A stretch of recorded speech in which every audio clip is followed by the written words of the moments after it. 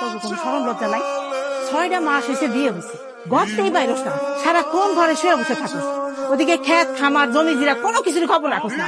তবে কাণ্ড কারখানা দেখা আমার শরমে মরে যেতে ইচ্ছে করে। মা, মা, কি হয়েছে? চিল্লাইতেছিস? শোনো, আজকের পর থেকে তুমি যদি আমার খাওয়াইতে পারো নিজে রান্না করে, তাহলে খাওয়াইবা।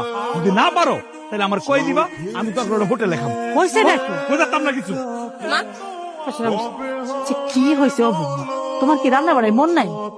এবার আপনি খায় কোন? এবার কি বেশি সিদ্ধ হয়েছে নাকি কম সিদ্ধ হয়েছে? আর তরকারিতে হলুদ নুন মরিচ এগুলো কি ঠিক হয়েছে নাকি কম হয়েছে বেশি হয়েছে? ঠিকই তো হয়েছে। তারপরেও আপনার ছেলে আমার সাথে কেন এমন করে মা? আমি তো কোনো কিছু করে তার মন পাই না, সে সবকিছু আমার দোষ খুঁজে বাইর করে, আমার আর ভালো লাগে না এখন তার। এই জন্যই কইছিলাম পোলাটা রে ঘরের মধ্যে দিন রাত আটকায় রেখো না। এত রাত করে বাড়ি ফিরলো যে? সেই কৈফিয়ত তোরে দিতে হইব মা। হ্যাঁ, আমার তোমার কোনো কৈফিয়ত দিতে হবে না। তুমি হাত মুখ ধুয়ে আসো, আমি তোমার জন্য ভাত বাড়ি। এই এত আলগা জিনিসের দরকার নাই তো। আমি খাইয়েছি, আমি বাইরে থেকে খাইছি, ঘরে খামো না। আমি রান্না করে নাই, আম্মা রান্না করছে। ও, এই কথা না? তুমি তাহলে জমিদারের নাতনি সাজ্জা পেকম তুলে বসেছিলে না, আর আমার মারে দিয়ে বান্দিগিরি করাইছো। তুমি তো বলছো যে আমার রান্না তোমার পছন্দ না, আমি নাকি রান্না করতে পারি না, এই জন্য আম্মা রান্না করছে আজকে।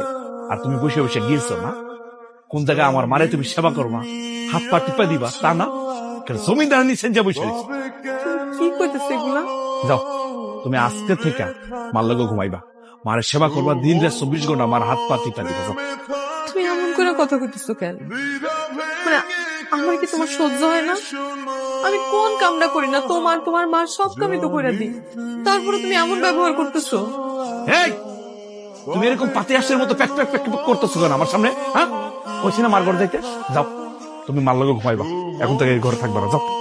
আমি তোমার কাছে এতটা অসহ্য হয়ে গেলাম। হ্যাঁ, হইছে।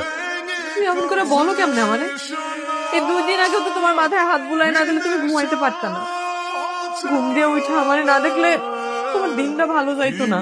মা কোনো কামে ডাকলে তুমি আমারে যাইতে দিতা না, আমারে না দেখলে তোমার কলিজা শুকায় যাইতো। আজকে তুমি আমার এমন করে কইতেছো, হঠাৎ করে কি এমন হইলো যে তুমি এখন আর আমার সহ্য করতে পারতেছো না? এই, যাও।